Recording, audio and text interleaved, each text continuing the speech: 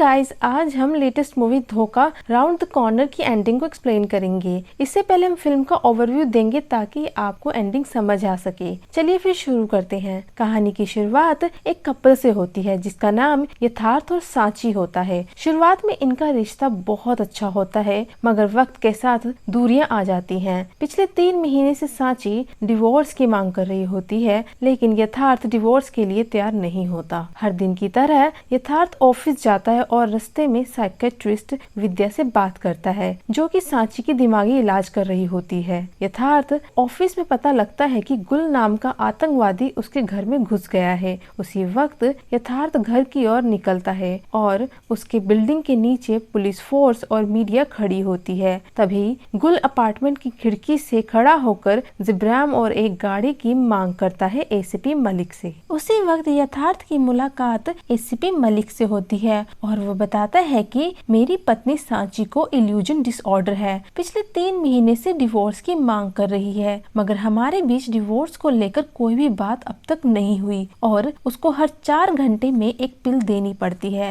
तब यथार्थ एसीपी मलिक से उसके अपार्टमेंट में फोन करने की मांग करता है। अंदर मौजूद आतंकवादी गुल से बताता है कि उसकी पत्नी का दवाई का समय हो चुका है। अगर दवाई नहीं दी गई तो तुम्हारे लिए भी खतरा बन सकती है, मगर ध्यान रहे पिल उसको छुपा कर देनी है क्योंकि सांची पिल लेने से मना करती है। तभी सांची गुल से बताती है कि मेरे पति की बातों पर विश्वास ना करे क्योंकि उसका पति उसको मेंटल हॉस्पिटल भेजना चाहता है ताकि वो मेरी सारी जायदाद पर कब्जा कर सके। दोनों की बातें सुनने के बाद गुल कंफ्यूज होता है कि कौन सच बोल रहा है और कौन झूठ। तब गुल सांची को 2 कप चाय बनाने के लिए बोलता है। तभी सांची बताती है कि एक दिन किसी काम से मैं बाहर गई थी, मगर मैं घर जल्दी लौट आई। तब मैंने देखा यथार्थ और साइकियाट्रिस्ट दिव्या बेडरूम में साथ में थे। तभी गुल भी अपनी कहानी सुनाता है कि उसके चाचा ने उसको काम के नाम पर मुंबई भेजा और उसको कुरियर का काम दिलाया। चाचा के कहने पर कुरियर को कॉलेज हॉस्टल में डिलीवर करने गया, मगर उसके अंदर से बॉम्ब निकला और 13 लोग मारे गए। सारा इल्जाम मुझ पर आ गया और पुलिस को लगा कि मैं आतंकवादी हूँ। एक दूसरे की कहानी सुनने के बाद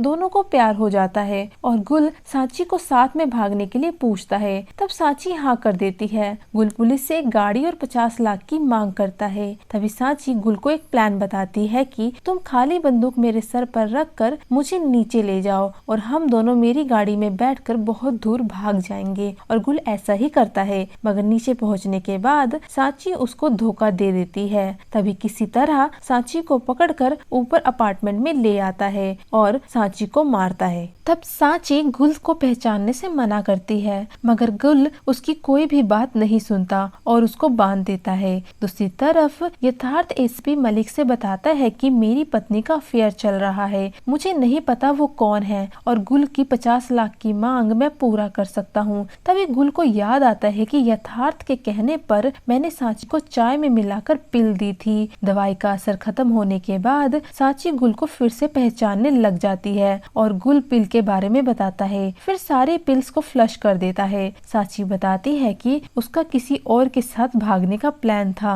मगर तुम पहले आ गए। दूसरी तरफ यथार्थ 50 लाख इकट्ठा कर लेता है और गुल की मांग पर अकेला ही ऊपर जाता है। तभी उस अपार्टमेंट से गोली चलने की आवाज आती है। तभी एसीपी मलिक ऊपर जाता है, वहाँ पर सांची मर चुकी होती है। फिर एसीपी मलिक गुल को अरेस्ट करके कोर्ट में पेश करता है। तब यथार्थ कोर्ट में गवाही देता है कि गुल ने ही उसकी वाइफ को मारा है, मगर गुल अपनी गवाही में बताता है कि यथार्थ अपनी पत्नी को पागल बनाने के लिए पिल्स देता था। मैं तो मैडम से प्यार करता था, असल में इसी ने मैडम को मारा है। तब एसीपी मलिक गुल को कोर्ट में मेंटल साबित कर देते हैं। फिर कोर्ट सबूत के हिसाब से ब्लास्ट में मारे गए 13 लोग और सांची के मर्डर केस में गुल को फांसी की सजा सुनाते हैं, मगर मेंटल होने की वजह से गुल को सरकारी मेंटल हॉस्पिटल भेज दिया जाता है। फिर कहानी की सच्चाई पता लगती है कि असल में साइकियाट्रिस्ट दिव्या और यथार्थ मिलकर सांची को पागल बनाने की कोशिश कर रहे थे ताकि उसकी सारी प्रॉपर्टी हड़प सके। दूसरी तरफ एसीपी मलिक और सांची के बीच में